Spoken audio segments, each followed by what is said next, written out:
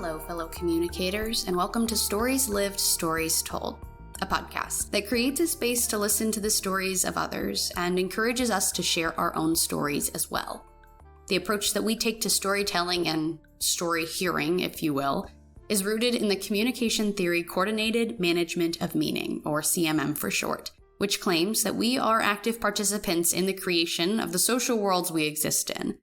One way that we create these social worlds is through storytelling.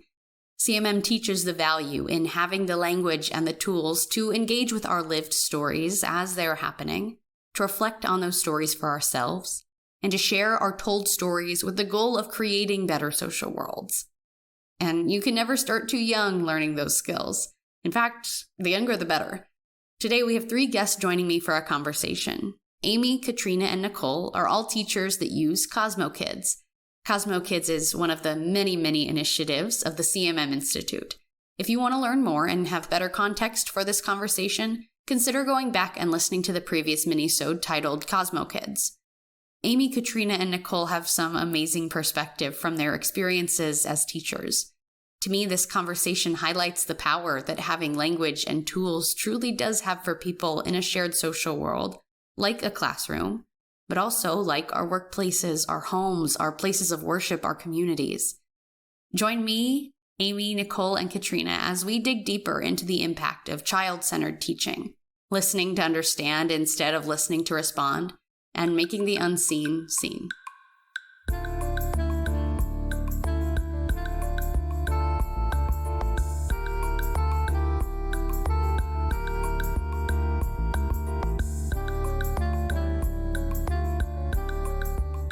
Thank you all so much for joining me today. Thank you for having us. I'm excited to be here. Awesome. I want to know, who are you / what is the story that you tell about yourself? My name is Abbie, and the story I would tell about myself is I'm a wife.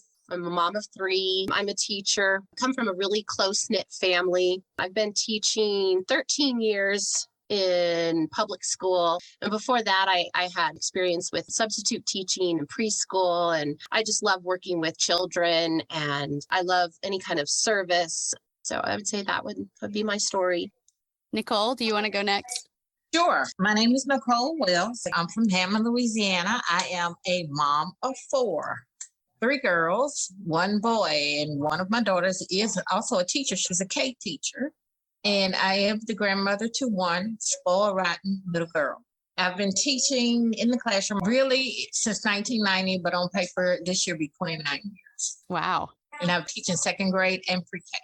Well, I am also a teacher and a mother and a wife. I have 4 boys, just the sweetest boys ever. And like Nicole, one of my kiddos is going into education as well. And so he is super excited to do that. He wrote his entrance essay yesterday to get into the teaching program. And it's just really neat to see that go kind of full circle there.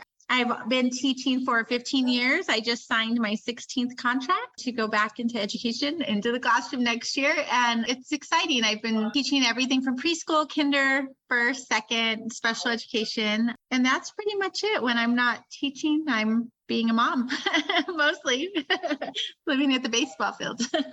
All of you, when I said, who are you, start talking about the roles that you play, which makes sense. I think we definitely define ourselves by our relationships. And so I wonder, is that true for all of you? You feel like teacher and mother are the main roles that you play that define you? Absolutely, because sometimes as teacher, you're playing mom too. Mm-hmm. How many times you got mistakenly called mom in classroom? Yeah, that happens all the time. Yeah, it's definitely very much the same, very similar, being a mother and being a teacher. Mm-hmm. Well, thank you for sharing that. Nicole, maybe you could start us off. I wonder, how did you first encounter CMM? Maybe your stories overlap for this too. They always get me to tell my story. I came into contact with them my first year teaching 2nd grade, and I was not a happy camper. I got forced into 2nd, which now is really one of my favorite grades to teach, but I was going through a lot. I was teaching 2nd, had never taught 2nd before. I was going through a divorce, and I was sick, and I had been undiagnosed. So I was going through a lot. And then the principal was like, well, you got to go to this in service. Got to learn second grade. Now I got to learn this. So we went and we had to meet at a school I had never been to. So I get there and I meet these ladies and they have the puppets. And I'm like, yeah, this is not going to be good. But once I actually got to know them and got to teach the program and really put an effort into it, I saw how it changed my students and it changed the way that I taught them. And I was like, okay, I think they got me bought in now. And I have been hanging in with them ever since. How long ago was that?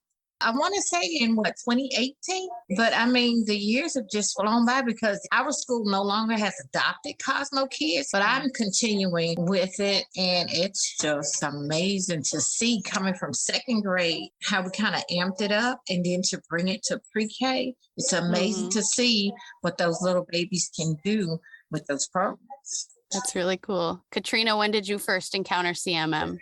So it's funny, I'm sitting here counting and I'm like, actually, is it 10 years? Was it longer? It's been forever ago. So I want to say 10 years or more, probably more. But it was brought to our school kind of as a pilot at that time. CMM was working on the CosmoKidz program and no school had really adopted it or was using it. We were piloting it, a group of teachers, and just kind of giving our feedback on what we thought. And it was shown to us, there's these cards, there's this program, there's puppets. It really felt like it was my way of teaching, but wow, did I learn quickly that I wasn't quite doing all the things I thought that I was doing. I knew that I do feel like I'm a teacher that has always taught from my heart, but this is more about teaching to the child's heart and not just from yours. And, you know, understanding that as the educator, we didn't have all of the answers like we thought we did. I definitely learned so many new ways to teach. It's completely shifted my mindset and the way in which I teach my class. But, you know, it's one of those things you don't know you're doing it till you're doing it. And then you're like, when did I start this? Like, when did this begin? It's evolved a lot into other things through CMM. We've had many opportunities which have just branched out to going to the Kettering Foundation, to being part of CMM itself, and to training other teachers to use the CosmoKidz program. So, you know, what started as something really small turned into many, many things. But I think most importantly, just really shifted my mindset on how I run a classroom. Yeah. What do you mean when you say changing from teaching from your heart to the kids' hearts? Well, you know, I think that I thought I knew what was best for kids. And I did put a lot of thought into that. Like, this will make them happy and that routine will be best. And this is the way to do it.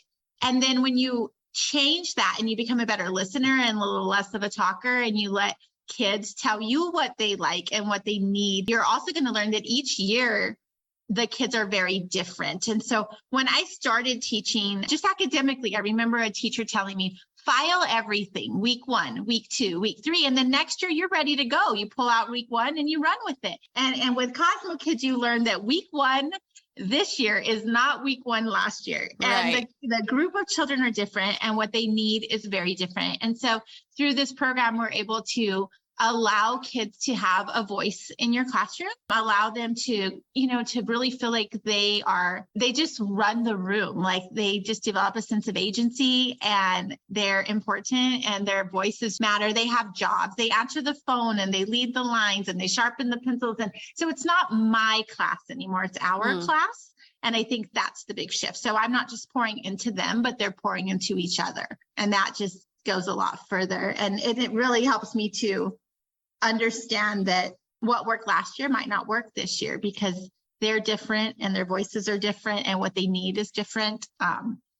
So it's good. It's a really new way of thinking about the classroom and understanding the students. Yeah, that makes a lot of sense. That wouldn't have been something I would have considered since I'm not in the classroom anymore as a student. But that seems like a really important change. Yeah, I definitely think so. It's definitely helped me, especially through the last few years as school has been upside down and all around. It helps me to remember that behaviors and things that are a reflection of the way the world has been the last few years are just the way that each child is dealing with what they're going through and readjusting to being in the classroom because it's been difficult. It's been difficult for kids. Amy, what about you? How did you first encounter CMM? Well, I first encountered CMM when I met Kim. I had moved from our state's largest school district to the smallest in a little town in Oracle, Arizona. I came in 2014, so that was 8 years ago. And I think, Katrina, you had been doing CosmoKidz, was it a year before or 2 years before that? Maybe. So how long have you been doing it? It was 2014, so that was it's been 8 years now.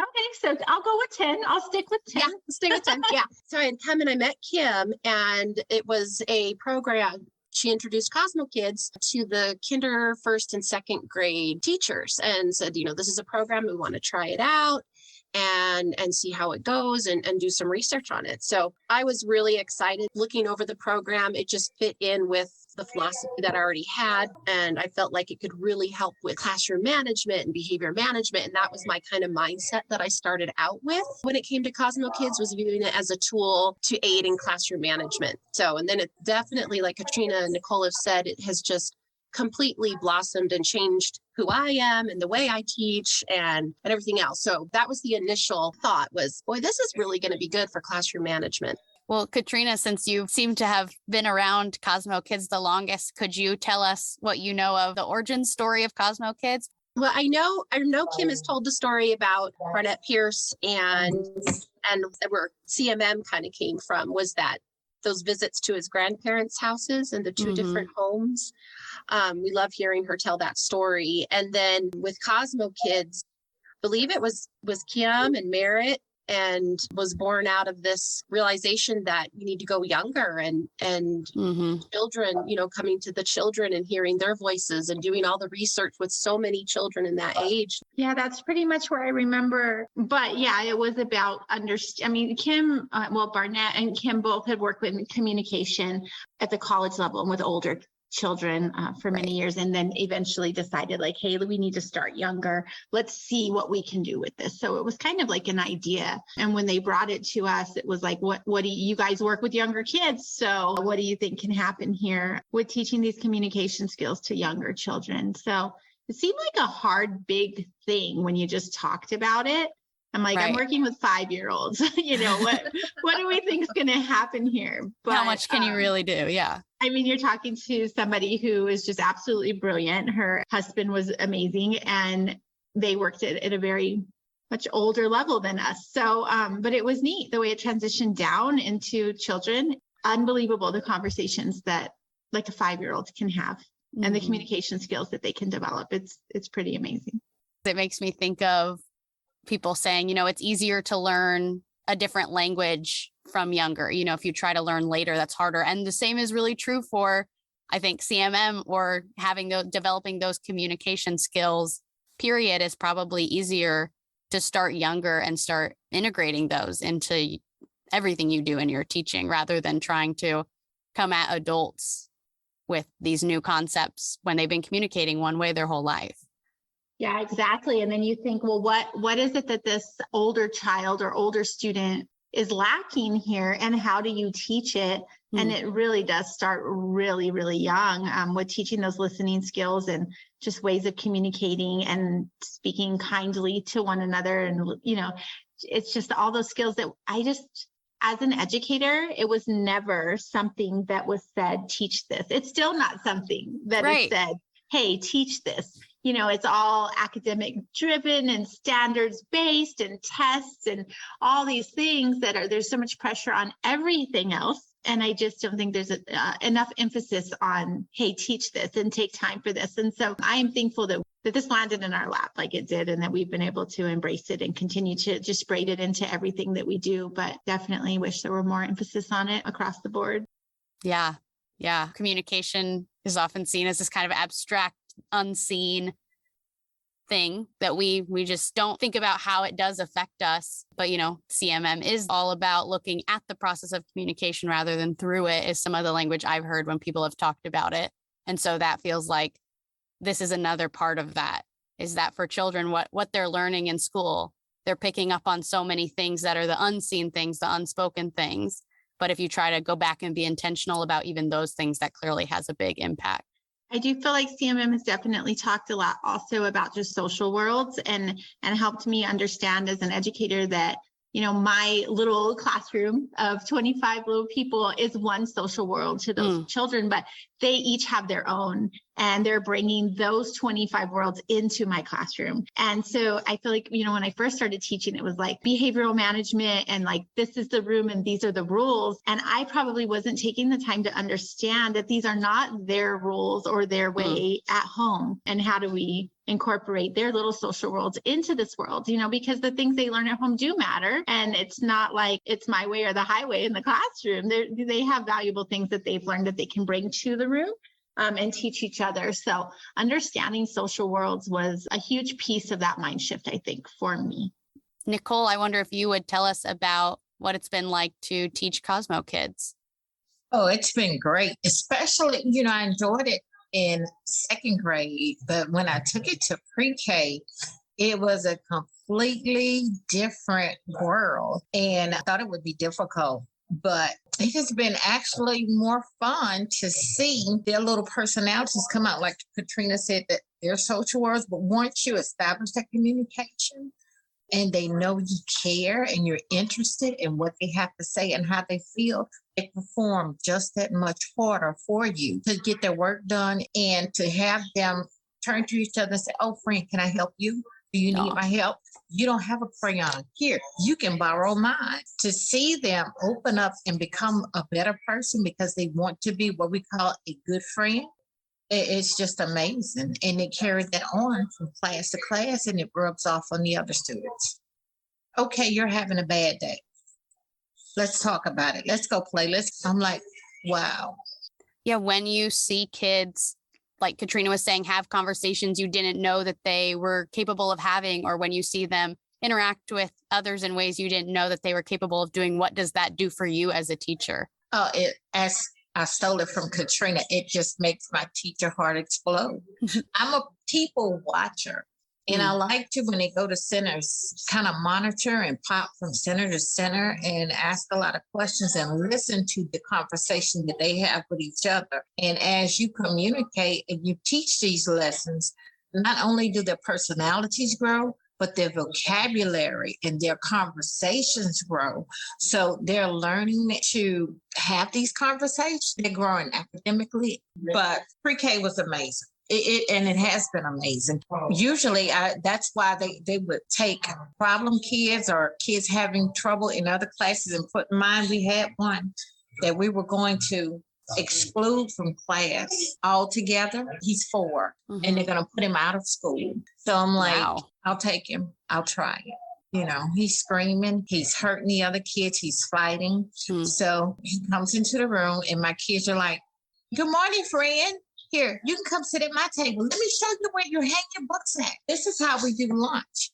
Hey, you want to come to this center? Let's go. We line up here. And to see them open their arms and take him to, even though they've seen the chaos coming from the other class, we had no problem from day one until the last day of school. And when his parents came to me and were like, thank you so much. I was like, no, thank you, because he changed the dynamics of the class. I didn't even know 4-year-olds would function like that. And it was just amazing to see. And I'm like, well, 4-year-olds can do it. Why can't we do it as adults? Right. Yeah, I think that's a great point. It definitely sounds very meaningful and worthwhile to be able to see that as a teacher. It's amazing to see how they can explain what a good friend is. How can you do this? How can I make something better? How does this make you feel? And it's important for them to have that voice and know that what they say and how they feel matter. Yeah, because I think a lot of adults don't know that, and they don't have the skills to talk about it. And it taught me as a teacher to stop listening to teach and listen to understand what they have to say and how they feel.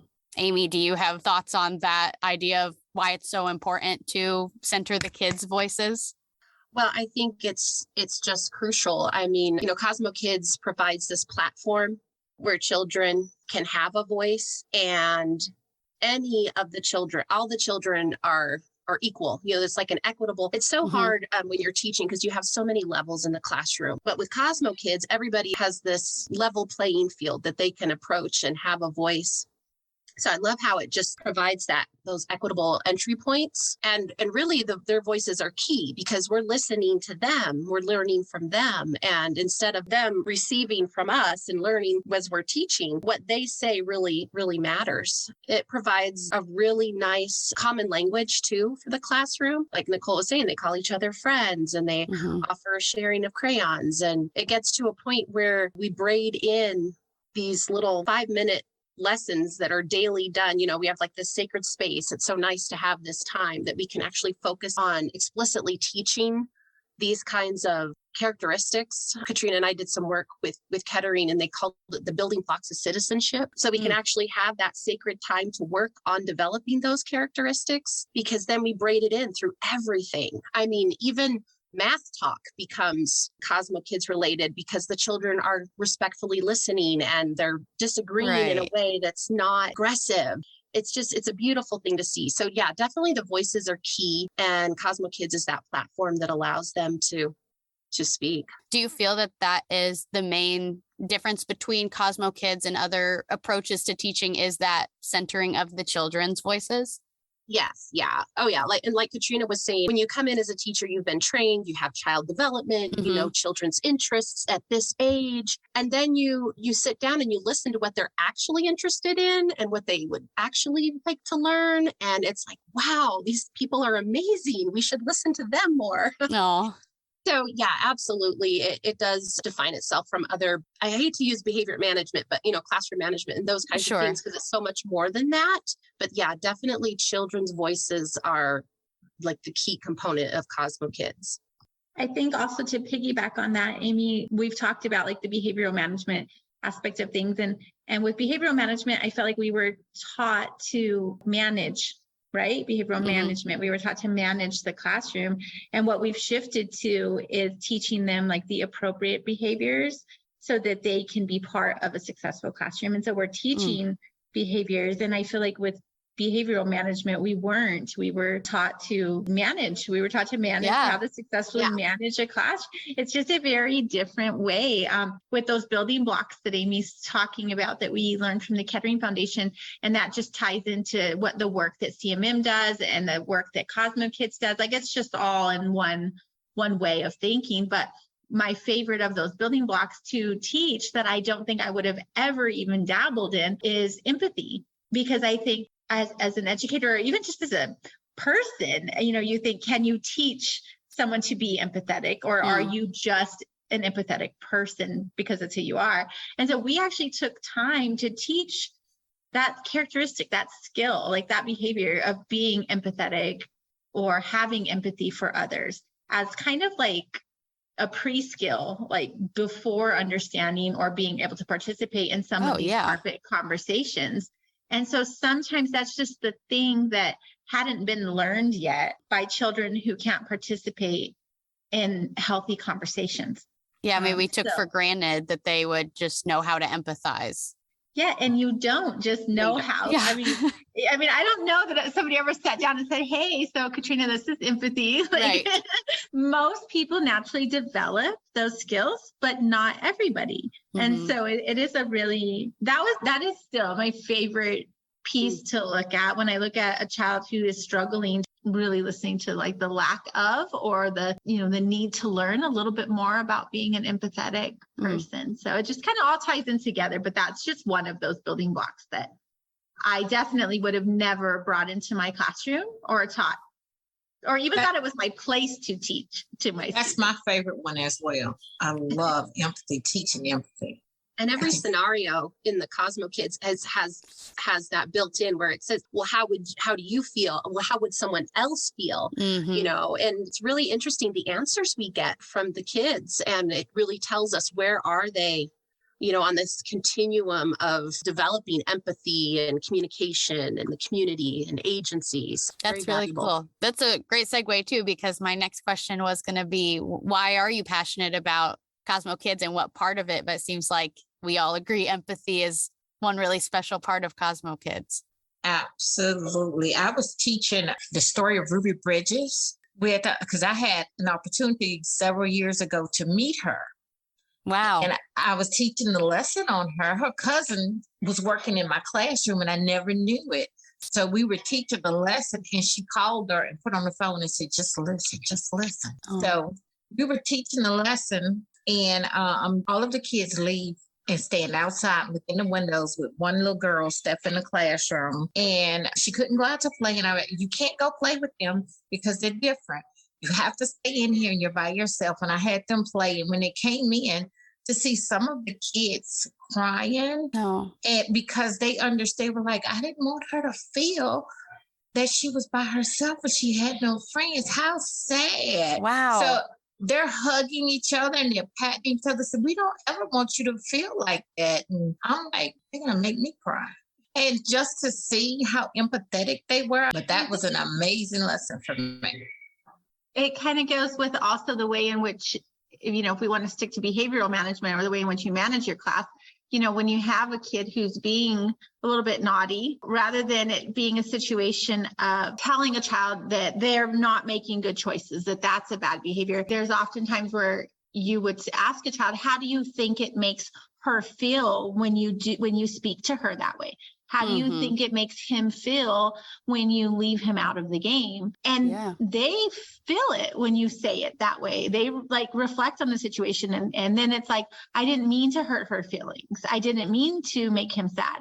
Rather than just telling a kid, well, hey, you're a naughty kid. You're a bad boy, but more probably a really good boy, just making a really bad decision in that moment and not realizing that it's hurting somebody's feelings. And so we just talk a lot about feelings. Mm-hmm. Yeah, I think I developed a very emotional class this year. We probably talked about feelings too much. No such thing, I think.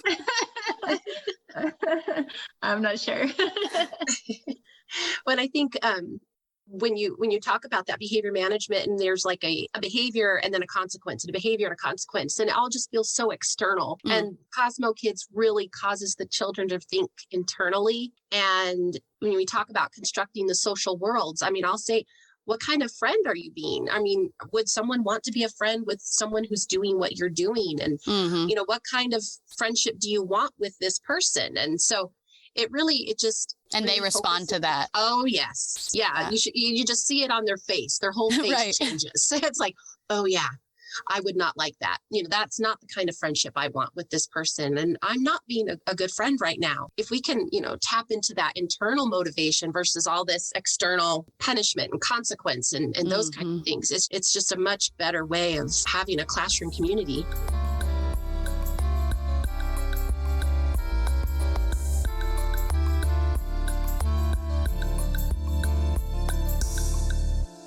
Does it give you more hope, I guess, for the future and for them being, the next generation to have these tools that you're equipping them with?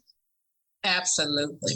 Oh, yeah, absolutely. And I have a lot of hope already. Just having my 3 children are older, they went through high school and seeing the way they act and the acceptance and the advocacy that they have. And I have a lot of hope already when I look at the generations that are coming up.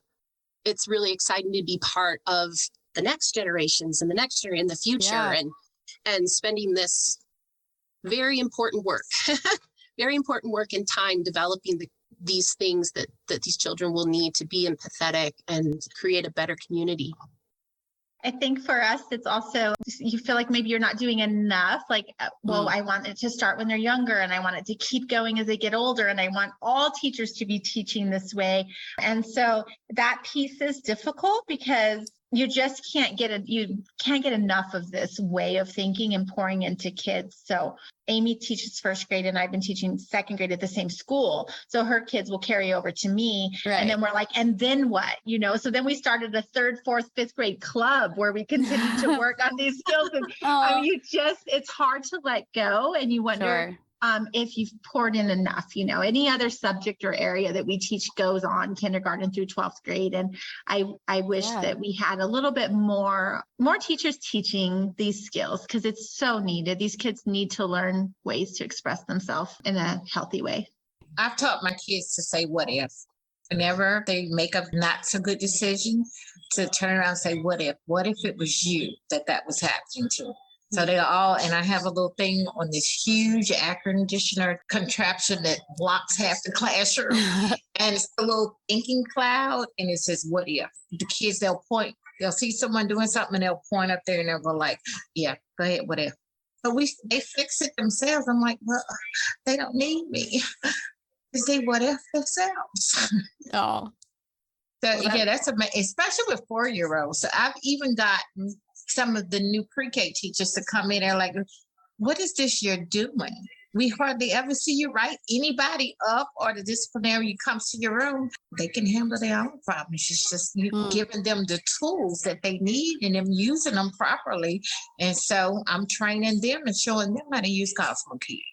So I saw on the CosmoKidz website, it was talking about SOAR. Can you tell me about SOAR? Yeah, so SOAR is an acronym that we use, part of that common language that the children internalize and adopt. SOAR stands for, the S is sense what's around you. O is open your hands to help others.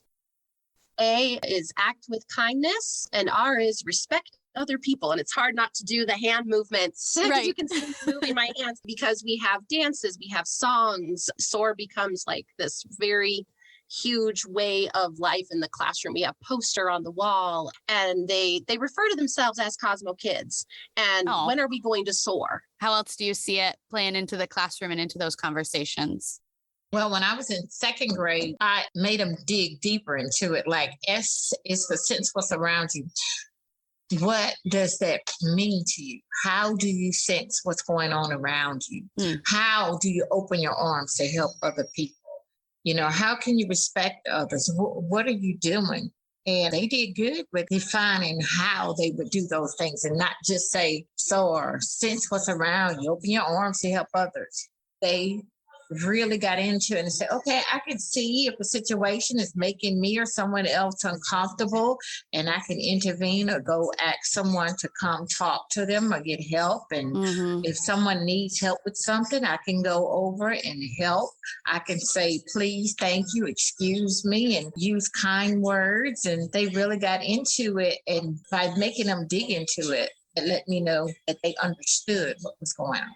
They understood what it meant to soar. I did something very similar, Nicole, with that, just asking the kids to tell me when they soar, like give me examples of it. And so, not only understanding what it meant, but when did you do it? And one that like just sticks with me, there's just going to be those moments and those certain kids with these things that stick with you. And we came in from recess, and we live in Arizona, which you just think, okay, hot Arizona, but the little town that we teach in is like windy and cold, like it's crazy. And we came in from recess, and a little girl told me, she's like, Miss Tias, I acted with kindness at recess. So she like used the words, and I was like, oh, okay, what'd you do? And she's like, well, it was cold outside. I had 2 jackets, and I gave her my jacket. And I'm just like, would she have done that if we hadn't talked about what acting with kindness was like, and that we need to act with kindness, and that it's our responsibility to do these things for one another? And I mean, just knowing that this child gave another child a jacket because she not only recognized that it was cold, but she also acted with kindness. And then she recognized that she acted with kindness. Like it's so many levels of not just what the acronym is, but that they're actually able to do it. Actions speak so much louder than words, and they're actually able to act out those things. That seems so important to me, that instead of hoping your students stumble into an act of kindness or happen to have an act of kindness that you're actively teaching them, you can choose to engage in an act of kindness. I've actually done it as homework assignments before. And I'm like, okay, your homework today is to act with kindness. And when you come to school tomorrow, you need to tell me what you did. And I had a little boy that was like, first thing in the morning, Miss Tias, I did it. And I was like, what did you do? I acted with kindness 5 times. And I'm like, 5 times? And he's like, yeah, I went to the Circle K and I opened the door for 5 different people. But now when I go places and like I'm walking into a store and, somebody's ahead of me and they could have held the door, I think of that. And I'm like, I've got 7-year-olds holding doors, people. Come on now. Like, let's act with kindness. What do you see? You talked about, your classroom is a social world. Each child has their own social world. how do you see having that common language create that better social world for everybody involved? Well, I feel like some of these languages, like act with kindness, are not things that they're hearing at home, unfortunately. And so they maybe are not always raised to hold the door for somebody else or do those things. Like those things don't always matter. And so I do know that not only do they carry their social world into our classroom, and sometimes they're positive social worlds, but sometimes they're not. But they're carrying what we're teaching in our social world out. I mean, they're going out into the community and holding a door for somebody or giving a jacket to somebody. And so just knowing that we're part of creating, just a better community by what we're instilling into these kids is just pretty exciting. And the carryover is cool. It's really cool. We've had parents say things to us, like things that are being carried over. My son is 11 now, my youngest, but he was in Amy's first grade class. Oh. And my older boys are much older than him. And one night we were sitting at the dinner table and I can't remember exactly what he was doing, but he was like getting on their nerves because he was little and they're bigger and they're just like, dude, cut it out. And so he listened to what was said. And then he was like, all right, well, what are the words exactly you mean? I feel you like, what's the? Oh yeah. It's the when you, I feel statements. Yeah. He's like, I hear your issue, but now I want my compliment. Like he was like, okay, you can tell me that there's a problem, but now, I need a compliment now because she practices in her classroom carpet time, which she can better explain it. But he carried that over to our dinner table. Aww. And the other boys are like, what does he mean? What? Compliment? Like, we're telling you there's an issue. And I'm like, well, clearly your first grade brother has a better way of communicating than you guys do.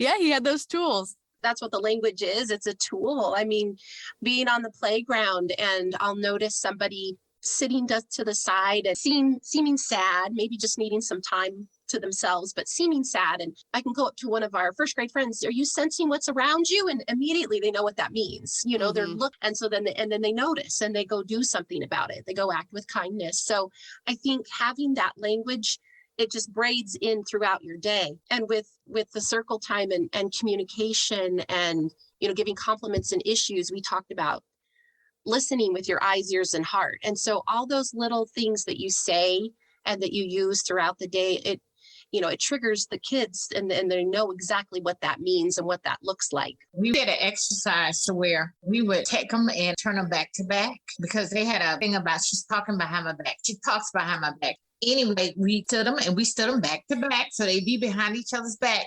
But instead of making them say something mean, they had to give each other compliments. And we went around and everybody got a turn to talk behind each other's back. Yeah. And that was cute. I like that. There's just so many ways to teach children how to pour love. And sometimes they just haven't been taught that. They haven't been taught to pour love into other people. So it's a neat thing. It's pretty cool. Like Amy said, you just braid it in throughout the day. And right. It's not just an isolated lesson like your math lesson or your reading lesson. This is absolutely. Some kids have never heard the words good morning. And it just shocks me that they hit the door and you say good morning. They have no clue what you're talking about. To me, the shared language does seem so important because they're experiencing all of these things with or without the language. They are going to be sensing what's around them. They are going to empathize or have a desire to empathize or experience all of these emotions and interactions. And so it's not that the language creates it, it's that it gives a way to talk about what's already going to be happening either way. And I think that's what's so empowering, even to these, 4 and 5 year olds. Yeah, definitely. It really shows them that feeling that they might be feeling is something they need to go with it. Like it's okay to feel sad for somebody else or happy for somebody else and to talk about that and to pour into other people and not just hold all of those feelings in. So we definitely have been given opportunities to just provide that platform for the kids to run with those feelings. Yeah. And when you say that they're already feeling it, it's so true. They already have those really strong feelings, but they're not able to name it. They don't know why they're feeling this way, and CosmoKidz talks about that. Well, how does that feel inside? Do you feel hot? Do you feel like it's a full body experience? Explode? Yeah, it's a full body experience. And they they have this happening to them, but they can't name it. They don't know what it is. And so that's one of the beautiful things about CosmoKidz is it allows the kids to name it and recognize it. And then instead of reacting, they can stop and think and say, okay, I'm feeling this way. So what is my next step? What am I going to do in this turn? Am I going to hit? Am I going to respond this way? Or so it teaches them to pause in that moment and be aware of what's going on within them, and then make a decision that would be the best decision for what they want, for their social world, for their experience with other kids. That is really cool. Katrina already talked a little bit about how, her son brought home what he learned in Amy's class, but you each said you're teachers and mothers. So I'm sure it comes in the mothering role, but I wonder too, like all the other roles that I'm sure you play in your lives. Do you see CMM and CosmoKidz spilling over into those areas of your life too? Absolutely. I used to listen to respond, but now I listen to understand. My kids are much older now. My youngest is 19. And it's like, okay, you have a voice. I'm listening. I understand where you're coming from. But, still being that mother sometimes it is what I say. But sure. I'm glad you were able to express your feelings. Right. But it also helps my kids. There's not as much arguing because we're all listening to understand. Well, I didn't know you felt that way. If you would have said something earlier and we're talking it out, I'm like, no, you don't have to get out of my bed anymore and calm it down because it's spilled over. It's like, let's listen. Now let's talk about it. It's really funny with the older kids, you don't realize that it's carrying over. Amy and I have kids and Nicole that are older. And so we're not necessarily sitting them down for carpet time, but I do think we've probably become better listeners. But some of the things I think that we're saying all the time, you don't even realize that they're listening to it or that it's reshaping maybe how they're thinking. My son, Matthew, called me yesterday and he was writing his essay, like I said, to get into the teaching program. And he says, Mom, what is it that you always say? Like hungry kids can't learn. What is that again? And I was like, the whole child approach, son. And so we were talking about that. And I don't know that we sat down and had ever really talked about that, but he's just listened to me say it so many times about teaching the whole child. So I think that without even realizing it just becomes part of our conversations all the time. And people start to understand the difference between teaching a subject to a child and teaching the whole child. So that was pretty exciting yesterday. I was like, oh, you're my favorite kid today. Amy, have you seen CMM in your own life too? Any stories you want to share? Oh, yeah, absolutely. It definitely, like Katrina and Nicole were saying, with my own family and realizing that they have their own voice, they have their own journey, and I want to be a part of that. And so what would be the best way for me to support them? And instead of me trying to tell them what to do and where to go, what college to apply to, and it was really a lesson of sitting back and listening and really hearing what they had to say. Another realm, I guess, is just colleagues, because teaching in a school, there's a lot of different ways of teaching and different approaches and ways that people teach. And so this has really caused me to step back and listen and watch and see the values in different approaches and different ways of teaching. And Katrina and I have done some in-services on CMM and CosmoKidz, and we talked about the DAISY model and just really getting to know each other, just seeing all the petals, not just this tiny little view of a person. So it's definitely changed me professionally and personally too.